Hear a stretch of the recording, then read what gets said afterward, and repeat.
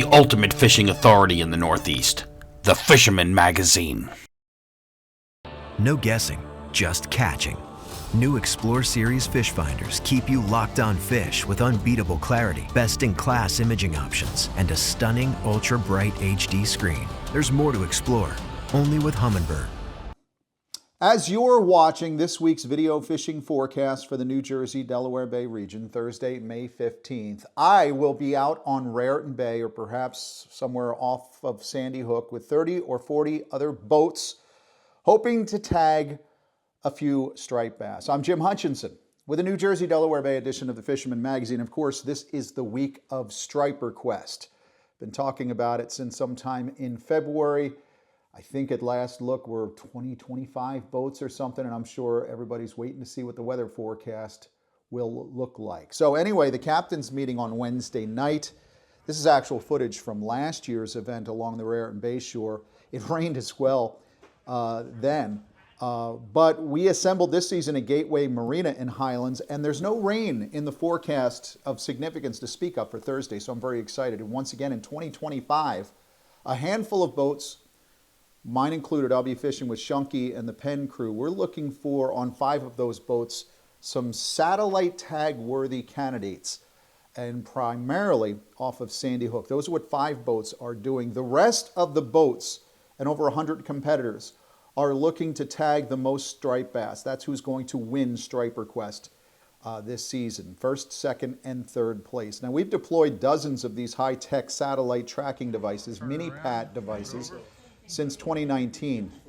And next week we'll have details on how successful we are on Thursday, May 15th, and hopefully let you know who won this big event, the big event in terms of numbers of fish. But we'll be doing a lot of tracking over the next 5 to 6 months on 5 of these fish. Again, for all the details on the event, go to page 40 of the glossy section there, the May edition of the Fisherman magazine. You still have it on your coffee table someplace, or maybe it's in the bathroom. I'm not sure. I'm not going to ask any questions. But StriperQuest 25, Tagging and Bragging Part 2, that's on page 40. You can also learn more about our Northeast striped bass study, the history of it, where we've gone and how many stripers we've tagged by going to thefisherman.com, go to the topics button in the upper navigation bar, and then all the way at the bottom, select Striped Bass Study. Now, those who've been studying striped bass out along the open beaches from Cape May to Sandy Hook are learning that the big ocean run of stripers, probably a whole bunch of post-spawn Chesapeake fish, are on the prowl right now along our front beaches. And I mentioned from Cape May to Sandy Hook because they're all spread out and there's no telling where they're going to pop up. I got a message from my high school buddy's son, Eric Lewandowski, over the weekend. Eric said he borrowed Dad's baitcaster outfit to throw some clams off the beach, and within an hour of fishing, the rod doubled over. The fish took off through the rip, heading across the bar, and after a quick fight and a nice snapshot, the monster was revived, and Eric told me it swam off for the next lucky angler. He watched it swim off. A 53-inch sea monster is what Eric said.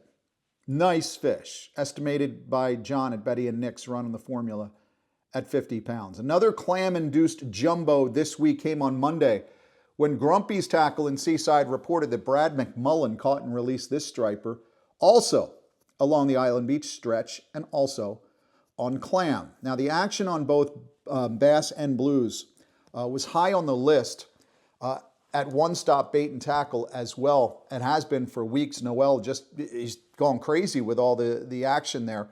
And then Andy at Riptide Bait and Tackle had reports of stripers to 43 inches across the other side of the Absecon Inlet on the Rock in Brigantine, also clammed up there in Brigantine to start the week. Atlantic into Cape May County, hearing much of the same. Stripers out along the open beaches, bait slingers are getting the best bite.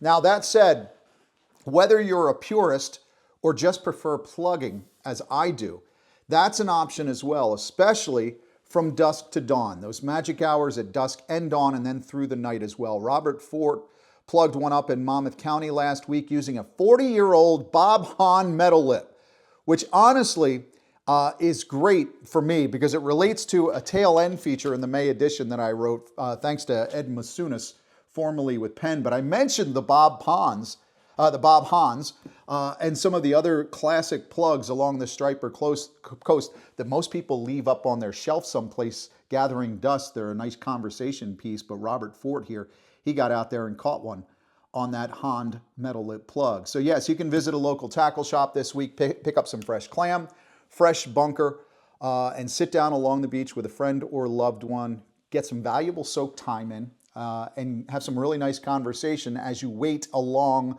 the beach for that rod to double over. Or you can walk the open beaches from dusk to dawn and look for a score. I've had a lot of folks messaging me of late, predominantly Ocean and Monmouth County, the northern coast, if you will, creeping. A lot of folks creeping while the rest of us are sleeping. In fact, when I woke up this past Sunday morning, Mother's Day, to start doing fishing reports as we do every week, I found this photo of Irvin Ray in my email box, 2 a.m. Sunday morning, 50-incher. He tabbed at 44.7 pounds. I mentioned doing the reports on Sunday. You subscribers, you're getting that printed monthly edition delivered to you. But don't forget, you also have access to 26 digital weekly editions from April through November. And this week, that's Nick Devereaux got the weekly digital cover with an April 28th bluefish from the beach. Now, since that time, the bluefish action has been pretty darn good. Still reports in the rivers, the bays, inlets, and out front as well. Some really good-sized choppers moving through. Now, if you go inside that weekly digital edition, in the flip book at thefisherman.com, you'll see 66 additional pages of fishing reports, news, calendar of events, product review, and these 4 features. Heating up soft plastics to get them straight. You know how those plastics come out of the bag sometime, they're all bent up? Dave Anderson is using heat to soften them up and straighten them out. You've also got light tackle techniques for porgies if you're out in the northern coast this week. The Ned Rig for Delaware River Smallmouth by Bruce Litton, and some of your striper photos from the 2025 striper run thus far. That's all in this week's edition. A reminder as well, picking up on our regulatory discussions from last week, we are back in black this Saturday, May 17th. Black sea bass in New Jersey reopens with a 10 fish bag limit and that 12.5-inch minimum size. That sticks around with us until around June 19th. I know a lot of head boats, probably most every one of them in New Jersey at this point, will be out on the grounds in search of humpbacks this weekend. Now, in terms of the marine weather, it's looking very good. If you're thinking about lining the rails of one of the local party boats Saturday and Sunday in search of knotheads, says to me that you have a favorite boat, Atlantic, Highlands, Shark River, Manasquan, Barnegat, all the way down into Cape May, Indian River Inlet. There will be a lot of folks waiting on the docks to board those boats.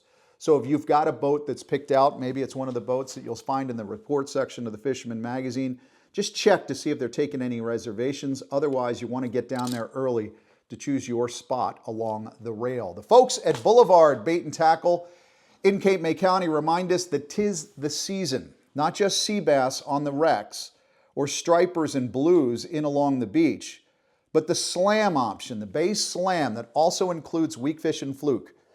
Cam at Boulevard said Joe here had a great morning in the back bay this week with a 5-pound, 24-inch summer flounder and a 3 3/4-pound, 20-inch weakfish. Little secret for you. Talking about, I always call it a Barnegat Bay slam, which was a fluke, a bluefish, a striper, and a weakfish in the same trip. So let's just call it the inshore or the bay slam. We'll call it the bay slam. Well, Nick Konicheski has a little spotlight challenge for you of sorts next week when we go to print with the June edition. Getting all 4 of those in one trip. This is the time of year. June is definitely, May into June is the time of year where you can get all 4 of those species. Quite the challenge. So we'll tell you more about that June edition next week. And of course, it's fluke season. And the best bite thus far has been close to shore and in those back bays and estuaries, those salty rivers. A lot of those fluke enter into our back bays in March looking for the shallower, warmer water to feed. And this is the time where you're going to find them out back before they get too warm and then head for the hills offshore, if you will. They're going to go into the deeper water, into the channels, and out along the wreck sites. But again, this is when you're going to get the opportunity to get them inside. Ronaldo Mall let me know he fished the Shark River area recently with buddies Lee and Jack, kayaked their way to Fluke up to 24 inches using gulp grubs. A lot of times, Shark River is so narrow and so short, Manasquan leads back, but if you're working the bay areas, the Great Bay, Barnegat Bay, down into some of those Cape May area locations behind Wildwoods, you're going to have to move around a lot because a lot of times these fish are sitting in patches. So you can do these long, endless drifts and not do anything. But on these drifts, as soon as you get some action, get a couple of hits, get a fish in the box, or even a couple of throwbacks, keep working that small stretch. Work those small patches. Nick Rambo said he was out aboard the All Hanked Up 2 in the back bays of Cape May County for about 2 hours the other day before he got a bite. That bite came in the form of a 4.5 pounder. Once he drew first blood, Rambo there said he got onto another one on that next drift. Again, work those short drifts, work those patches. If you don't get on a fish, try to move around a little bit. And once you find one, a lot of times you'll find 2 or more to fill that box. Also, it's the same thing with big fish. If you get a big fish, hit that man overboard mark on your fish finder, your GPS, right, your electronics. Mark that area. Because if you get a jumbo, go back to that area. A lot of times those jumbos are swimming around in the same location. With that, someone who is tackling fluke in the upper stretches of Barnegat Bay, my neighborhood of late, last week, is kicking off a new challenge for viewers this week, the Summer Flounder Super Fluker 2025 Challenge. Say that 5 times fast. Similar to the Fall Run Surfcaster Challenge, she said. It's Jenny Ackerman. Her email, jackerman@thefisherman.com. Her open boat segment for this 3rd weekend in May lays out the details. Hey everyone, welcome to this week's Open Boat, and I am super duper excited to finally announce, similar to the Surfcasters Challenge we did in the spring, we're going to be doing a Super Flukers Challenge. So it's going to be a 3-part challenge similar to the Surfcasters Challenge, but it's going to be all about fluke fishing, my favorite species to catch. You can see I got a little fluke necklace that never comes off, so it's my good luck charm. And for this first week, we're going to be doing catching fluke on a bucktail. So no cheating here. We're not going to do a bucktail teaser rig. If you catch a fish on a teaser, it doesn't count. You got to catch it on that bottom bucktail. And what you're going to do is you're just going to email me your pictures, and we're going to do a Super Flukers winner circle at the end of fluke season, so around September. But in between the 3 videos, I'm going to be doing other videos. So be sure to keep track during the fluke season of what ones are coming out, or, you know, if you catch a fluke on a bucktail, just remember, send it to Jenny so you can be included in the Super Flukers Challenge. So catch a fluke on a bucktail. And then next week, if the weather is permitting, we're gonna try to do a sea bass opener for New Jersey. And then after that, we're gonna do round 2 of the Super Fluker Challenge. So have fun, catch them up, wipe your feet on some doormats. I know I already had a couple fish under my belt and a lot of fluke sandwiches. So we're definitely probably gonna do some fluke catch and cooks too. You can tell that I'm very excited about fluke season. So let's get into it. Have fun out there, guys. Remember, wear your sunscreen, and I'll catch you guys on next week's Open Boat.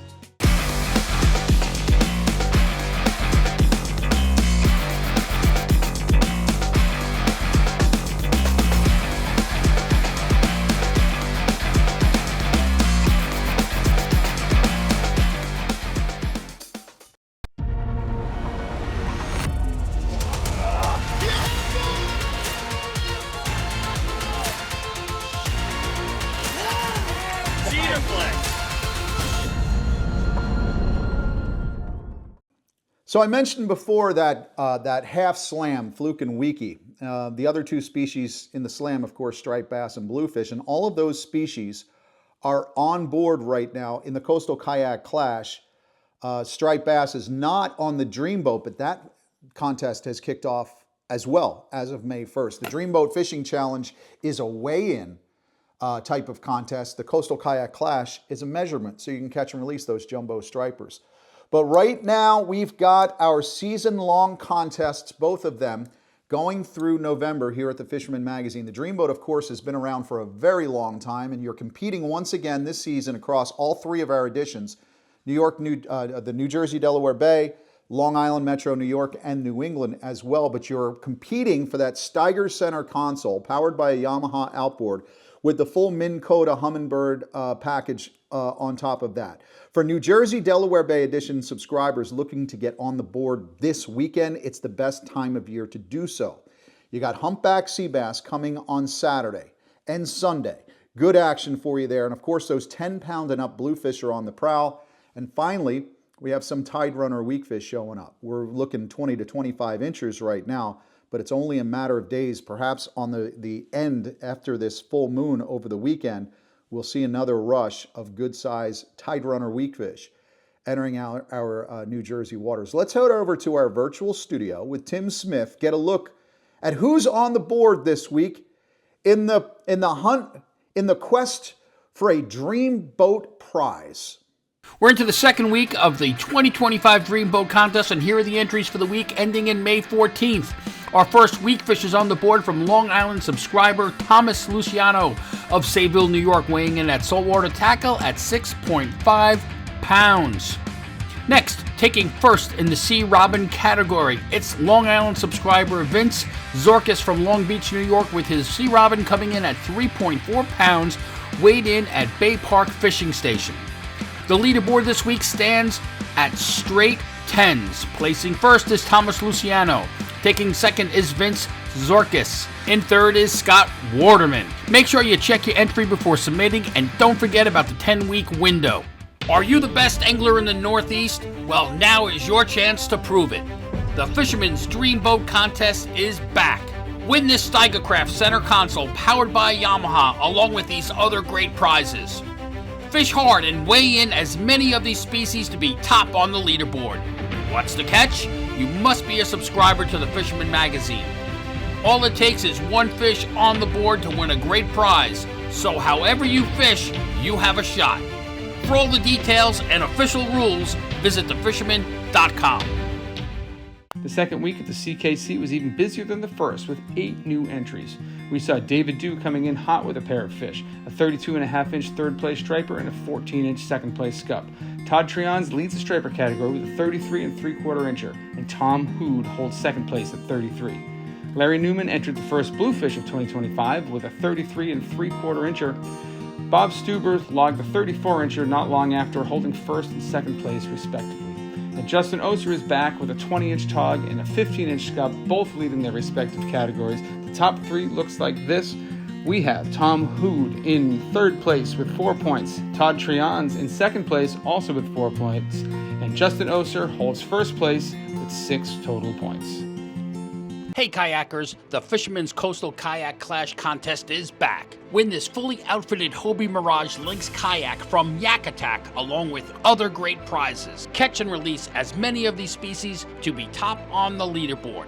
To enter, you must be a subscriber to the Fisherman magazine, fish from a kayak, and document your catch. Many chances to win great prizes, so get out there on the water now and fish hard. To be part of the action, you must be a subscriber and register at thefisherman.com. I received an email this week from Cooper Nudie of Pennsylvania, who said he hooked into a 33-inch, quote, state record tying bowfin in the marshes of South Jersey. He was tossing a 3-inch white NLBN, no live bait needed for that bowfin. I got an email into Cooper back asking for additional info. Have not heard back just yet. Cooper, let me know, because the existing bowfin record in New Jersey belongs to Frank Hubert, a 12-pound, 10-ounce bowfin caught in Mantua Creek back on December 17th, 2024. And I'm not sure of Cooper's actual weight on that 33-incher that he caught and whether or not he weighed it. Stay tuned. We'll find out how young Cooper could be on the state record category list for bowfin. Plenty of freshwater options throughout the region, the tri-state area right now. Chris Pereira, for example, he let me know about some nice hybrid striper fishing he's been finding, a 25-incher on Lake Hopatcong. Now, according to Lori Nolan at Dow's Boat Rental out there on Hopatcong, there's not a lot of pressure out on that lake right now. Of course, the continuing issues on Route 80 are keeping some folks away. But for those of you looking to get into some really good fishing on Lake Hopatcong, Consider that a lot of the crowds are down because of the work on Route 80. So you find your way through ways on backtracking into Dow's and Lake Hopatcong. Now's the time to get into some hybrids, largemouth, perhaps even a muskie out there at Lake Hopatcong. For more on the tri-state freshwater scene, let's head west. Check in with our weekly freshwater update with my friend George Sauer, the Pocono Outdoors guy. Well, hey, thanks, Jim. Just some wild weather this past week. Hardly a day's worth of good weather, but the weekend was fairly decent, and a couple of guys did get out and get some fish. The rivers right now are just crazy. The water's high, fast, it's dirty, lots of debris coming down, but the lakes seem quite fishable if you have a chance to get out. Chuck Manny, he's been up in the area. The Thai man, he was up getting a nice, beautiful muskie in North Jersey. He said hardly a bite all day, and then this monster hit, but what a way to end the day. Great work there, Chuck. Also, guys up in like Wallenpaupack, Will Grouper checked in. He was getting a bunch of those wipers, those hybrid bass. They're pretty plentiful this time of year, also getting a few of those pure strains as well. We're also hearing about good striper fishing down in Beltsville. Also some good bass fishing, believe it or not. We had Sam Martucci, he checked in with a beautiful, beautiful bass. He got obviously pre-spawn. That thing was full of eggs. Nice bass. Obviously, it is released. We're in the no-catch part of the season right now, guys. No harvest, but immediate release on those bass if you get out and get on them. Even some smallmouth going on, so lots of good fishing if you can get out and dodge the weather. We'll see what this weekend brings. Looks like we might again get some rain on Saturday. Hopefully it's great on Sunday, but we'll play it by ear. Guys, you get out and get on them, but from Pennsylvania, I'm George, your Pocono Outdoors guy. For more than 20 years, anglers everywhere have come to know one thing, that nothing says no to fish bites.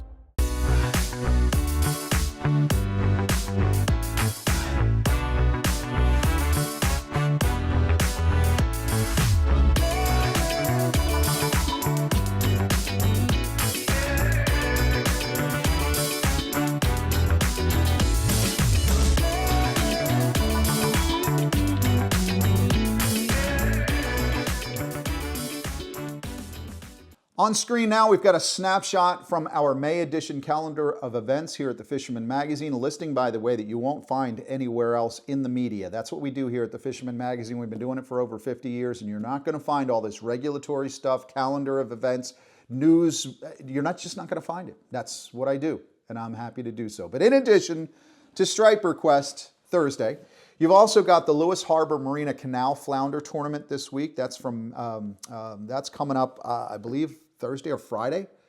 Friday, I believe. So you want to get in on that. Visit the Lewis Harbor Marina down there in Lewis, Delaware. From May 16th to 18th, that's the 21st annual Middle Township Drumfish Tournament with weigh-ins at Jim's Bait and Tackle in Cape May. Spoke to Bob Cope of Full Ahead Sport Fishing this week. He was sending me some more photos to use, but the drum bite is still very good on the Delaware Bay. So that's the contest you want to join right now. Of course, in the calendar of events, I mentioned the fact that Black Sea Bass reopens in New Jersey this weekend. Then also on Saturday out of Bass River, on the Bass River, right there near Allen's Dock, across the way is Breezes on the Bay, or Breezes on the Bass River, right next to the Valhalla Yachting Center and Viking Yachts. That is the Valhalla Flounder Open. That's this Saturday, May 17th in New Gretna. The Breezes restaurant. I'm usually the MC, but I won't be around on Saturday. But that's a great event. And it's a Great Bay tournament going down into Great Bay, Little Bay, up into Barnegat Bay. But a lot of folks in the Great Bay area will be fishing that one. You can go to fisheriesconservationtrust.org to register for that great little community event. On the surf side of things, Saturday, May 17th is the 35th annual Surf and Land Tournament. That's an ASAC sanctioned event. It's open to teams and individuals in Brigantine, so you might want to stop in and see Andy at Riptide Bait and Tackle for a little reconnaissance. But you can get details on that tournament by calling Dan, 215-410-6192, or email him, Dan St. Croix at verizon.net. Also, Sunday, May 18th, that's the big surf tournament out of Island Beach, the Governor's Cup Surf Fishing Tournament. Same-day registration is 5 a.m. on Sunday at Pavilion Number 1. It's $20 for ages 18 and up, $5 for ages 13 to 17, 12 and under are admitted free. had a typo in the May edition of the Fisherman magazine. It is $20. That's the cost for the day of registration. Also, the fishing runs from 6:30 a.m. to 1 p.m. Raffle drawing is from 1:30 to 2. And the awards ceremony will take place back at the pavilion at 2 p.m. If you want details on this event, you can call 609-748-4347. Yes, that's correct. I'm going off of what's in here, so pick it up. Any questions you have, you want to get in touch with any of the folks with these tournaments or these events, go pick up that May edition. Officially underway as of May 15th, New Jersey's Striped Bass Bonus Program. That, of course, is the portion of the commercial quota that is unused in New Jersey because we have game fish protection on striped bass. There's no harvest, no commercial sale of striped bass. So we use a portion of that quota for the Striped Bass Bonus Program. You get those tags issued to you by the state of New Jersey. You've got to go to njfishandwildlife.com. You get your tag. Then you can harvest a slot fish, a subslot from 24 to less than 28 inches. But it must be tagged before you put it in the box or you're committing a crime. Also, you have to keep daily catch logs. This is the way the state of New Jersey kind of gets better information on striped bass because you're using the Striped Bass Bonus Program to use up a portion of that unused commercial quota, and you're providing the state with really good information on our official saltwater game fish in the state of New Jersey, striped bass. Finally this week, our last segment, I want to take a quick look at some of the recent meetings that have been going on. This is our fisheries management discussion, so you can bail out if you don't like the fisheries management. But a couple of things of interest. First of all, the Atlantic States Marine Fisheries Commission, they met last week, their Atlantic Striped Bass Management Board. They voted on some revisions to draft Addendum 3. Now, if you remember back to December, this is when the striper world was up in arms about closures and 2-week closures and when are we going to do it? Well, that went back to the ASMFC so the management board can look at all these variables. So they voted last week to make some revisions to the plan that they had in Addendum 3. It's going to get reviewed again this summer. And then once they have their meeting in August, they're going to return to the public comment phase in September. But to the best of my knowledge, some of the mortality rates that they anticipated from 2024 were lower than expected. And then some of the planned revisions to our recreational regulations from December were going to be based on a forecast of more harvest in 2025. So when they have better numbers from 2024 and maybe some of the early returns from 2025, they'll have a better snapshot on what this all looks like. That said, this summer, again, ASMFC will reconvene to talk about Addendum 3. The Commission's Plan Development Team will make revisions over the coming months to that.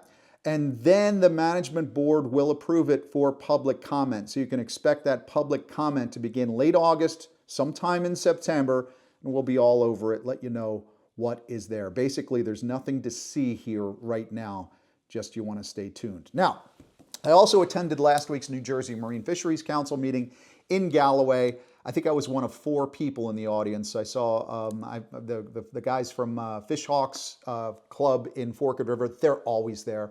So we sat near each other. But not a lot was going on, and that means there's not a lot that has an immediate impact. But I do have a couple of takeaways from the meeting. First of all, on the enforcement side, they were looking at tog and bluefin. A couple of interesting notes from Captain Scott, who's chief of enforcement there at Marine Fisheries. He said when they get complaints, they look at the complaints. So whether it's anglers or local people who live in a neighborhood, if they get a call, they're investigating that. And that was evident because they are seeing a lot of violations on tog and striped bass right now. First of all, in Atlantic City, they are on top of a lot of folks that are gaffing stripers. A reminder, that is against the law now. You're no longer allowed to use a gaff in striper fishing, whether it's a keeper or not.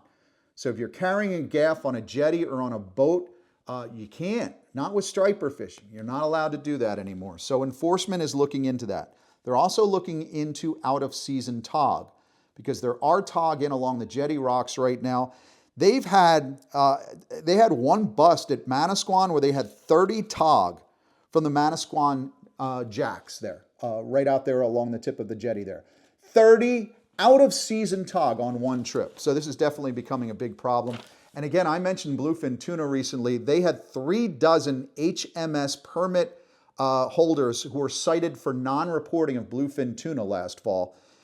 They actually had some folks that didn't even have HMS permit, and they were caught with bluefin tuna. That was last fall. Those citations have been issued along to the federal government.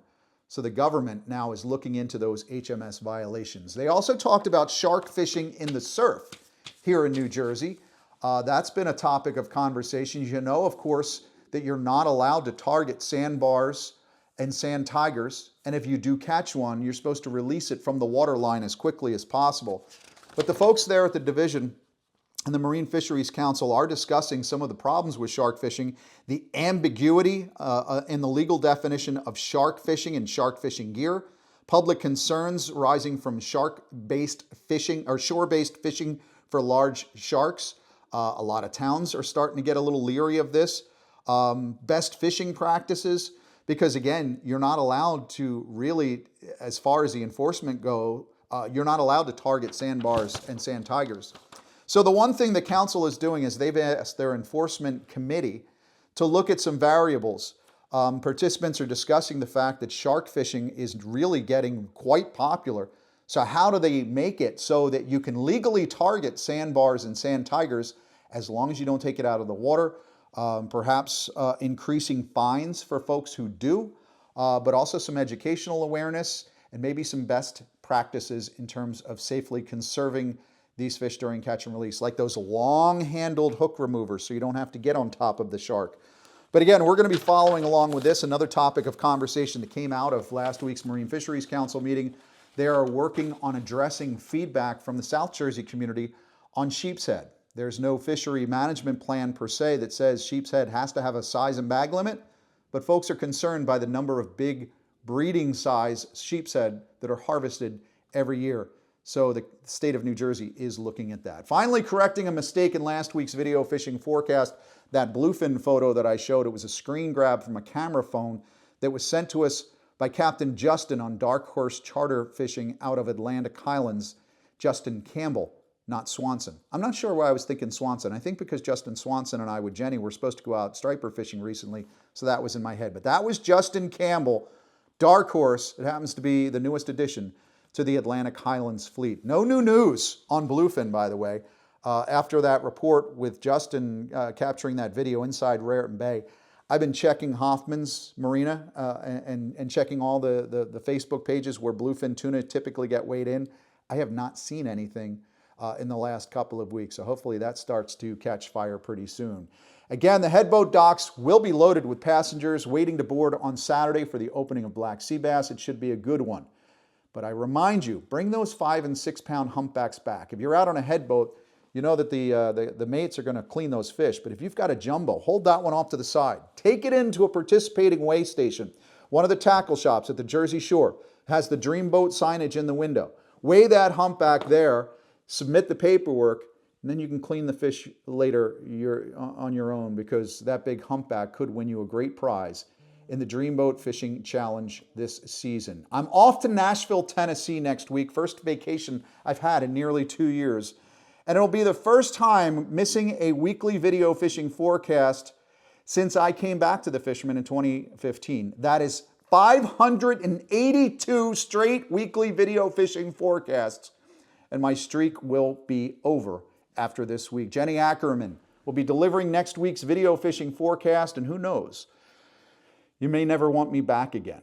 Of course, I might get to Nashville, guitar on my back, get signed to a Nashville record deal, and I'll send you a postcard. Yeah, I know, that ain't happening. I'll see you in a couple of weeks. Here again at thefisherman.com.